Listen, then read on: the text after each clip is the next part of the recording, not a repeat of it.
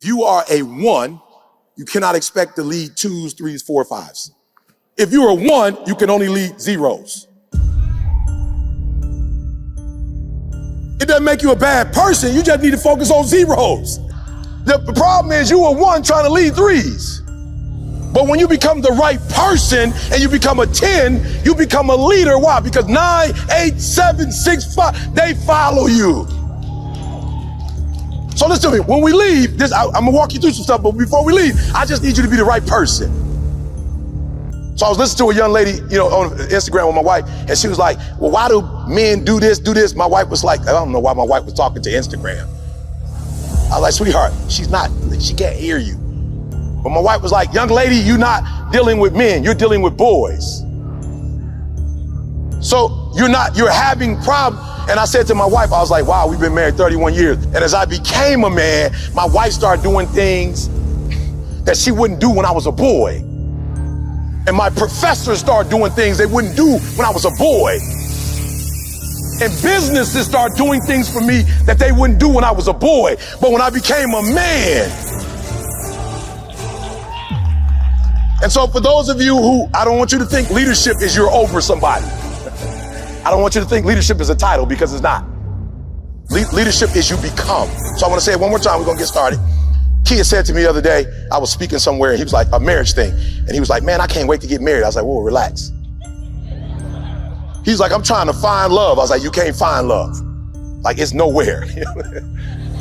Like, if you could find it, I would tell you where it is.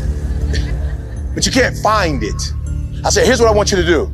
I want you to spend time becoming a man.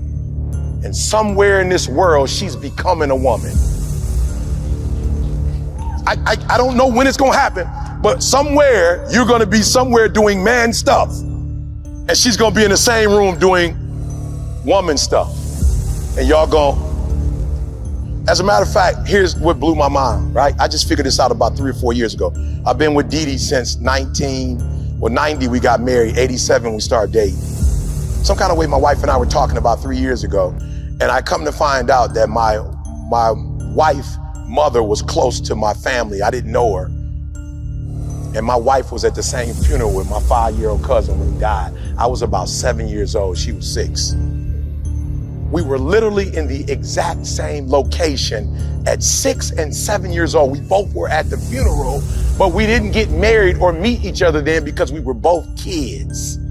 But when we both grew up and realized what we wanted to do in our lives, we collided at a church and we went to college together and got married after our freshman year.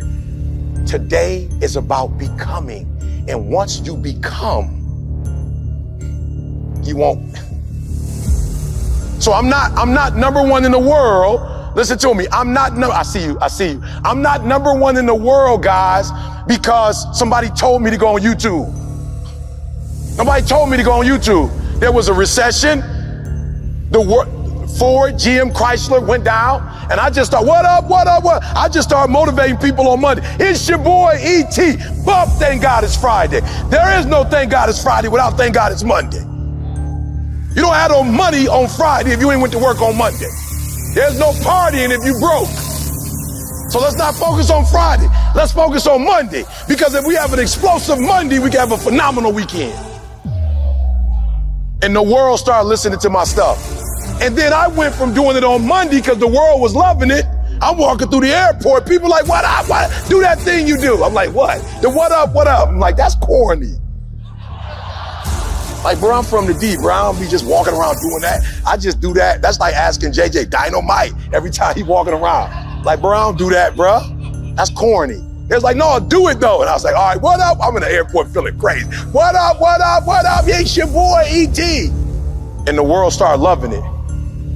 So guess what I do? I started doing it every day. And then I started doing it twice a day. Then I started doing 3 times a day.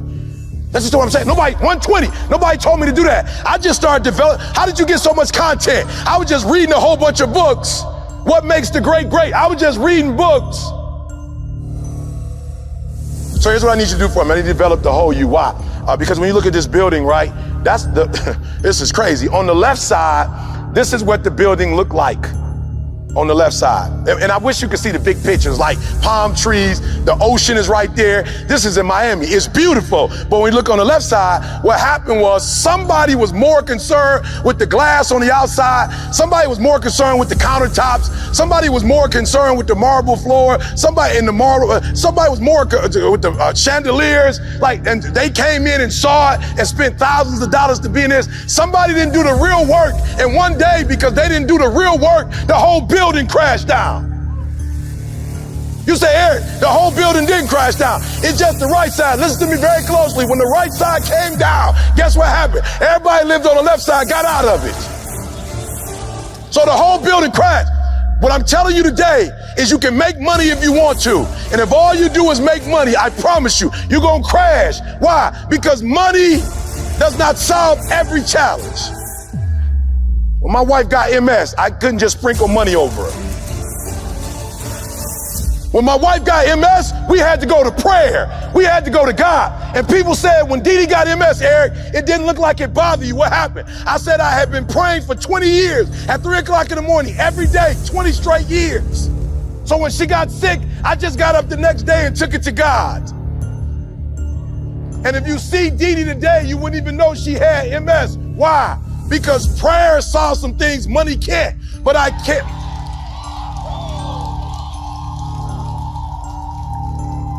But listen to me very closely. I cannot go to the gas station and pray over my tank.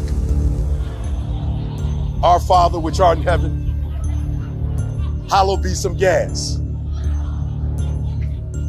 So I'm not saying one is better than the other one. I'm saying when we die, if there is a heaven, you can't take your money there. I'm saying health, right? Right, listen to me, what, mass, if that's what it takes, I don't know. But I wake up every day and I'm worried about my immune system.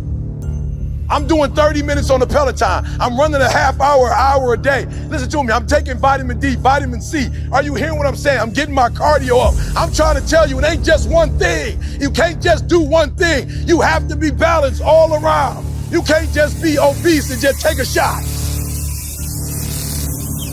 No, listen to what I'm trying to tell you. I'm telling you the truth. I can be like an entertainer and tell you a lie. You got to do the whole thing. Why don't you develop you? Why don't you develop you? They developed the company, a phenomenal company. Now it's time for you. Listen to me very closely. I don't care how much money I give you. You're going to blow it if you're not financially developed. And what do you mean by that, Eric? Here's how I blew up. I blew up because just maybe last 2020, my wife MS, so I moved her to California only in the winter. It's a vitamin D deficiency, so we live in California in the winter. It's rough in Detroit on her body. Listen to me very closely. I live in listen to me, when people come to my house, they like, yo, you the number one motor. My boy Willie Moe Jr. just came. He was like, you ET. And he walked in my house like, bro, you live in a 2,300 square foot home. I was like, actually, it's 2,278 square feet. Not quite 2-3. That's how I blew up. Because I never bought a house to impress people. I bought a house to take care of our needs. No, I'm not saying there's nothing wrong with a big house or a mansion. I'm not saying that. I'm just telling you, when I bought my house, I didn't buy for you. I bought for us. I didn't buy so you could come over and go, whoa. And so when my boy left, he said, man, E, I've never seen that in my life. I was like, seen what? He was like, the peace that's in your house. That's whole. He didn't say nothing about the car. He didn't say nothing about the 2 paintings my wife had that she bought from Home Goods. He didn't notice the Home Good. He didn't notice the artwork. It took her hours to find those pieces. He said, I never got that type of rest before. There's a spirit of one accord in your home. There's a spirit of peace in your house. So I need y'all to do me a huge favor. I need you to do me a favor. Don't hang your hat on one area of your life and think you're successful.